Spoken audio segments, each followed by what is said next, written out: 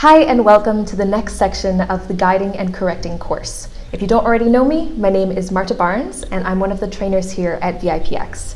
So I've been teaching ESL for the last 4 years, 2 of which were in South Korea at 2 public elementary schools, and the other 2 here online teaching at VIPX, which has been so much fun. So I'm really excited to go into the next 2 sections of this course with you. And if you ever want to get in touch with me, you can see my email just below. So just shoot me an email, let me know what questions you have. Or if you're already on DingTalk, then feel free to send me a message there also.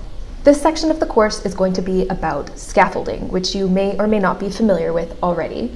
But let's take a look at what we're going to be looking at as a breakdown in this particular section. So we're going to be examining the definition of scaffolding. We're going to be looking at 2 different areas of academic research to back up different scaffolding theories. And we're going to be learning some appropriate strategies so we can tackle this in our own classroom. And to do that, then of course we're going to be getting some great activity ideas so that you can start incorporating scaffolding into your own classroom. As a note, the academic research in this part of the course is going to be referenced in a couple of other sections as well. So definitely keep your ears open for those parts and make sure that you have fun. So let's get started. So first up, most importantly, what is scaffolding?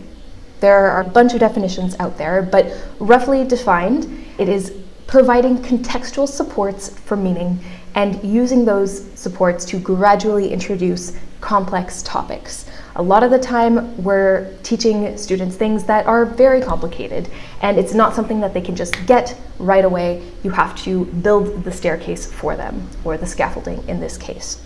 So essentially our job and our role as teachers is to facilitate that support.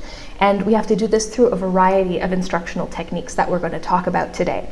Ultimately, you might think, if you're not familiar with this particular concept yet, that scaffolding is something that is maybe hindering the student's ability to learn independently. But actually, no, it's the opposite. So the purpose of scaffolding is that it should be removed as the students improved.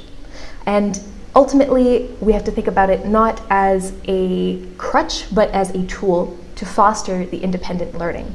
So just like a building has scaffolding when it goes up, we have to help the students as they start to build their knowledge, and then when it starts to become architecturally sound, so to speak, to follow the metaphor, we are going to take away the scaffolding. You don't leave the scaffolding there for any sort of construction, and it's still not the same for students. So we have to be that support. We have to be the construction workers for our students to guide them.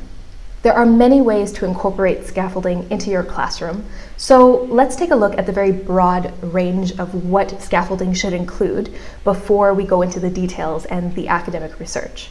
Essentially, what it boils down to is scaffolding needs to have well-communicated goals. If you don't have well-communicated goals, the student isn't going to know what direction to grow in. So that means topic introduction. What are you doing? Let them know. Activity explanations. Don't just assume the student is going to know what to do based on the picture that's in front of them. A lot of the time, they're going to need prompting and reminding, even if they've done it before.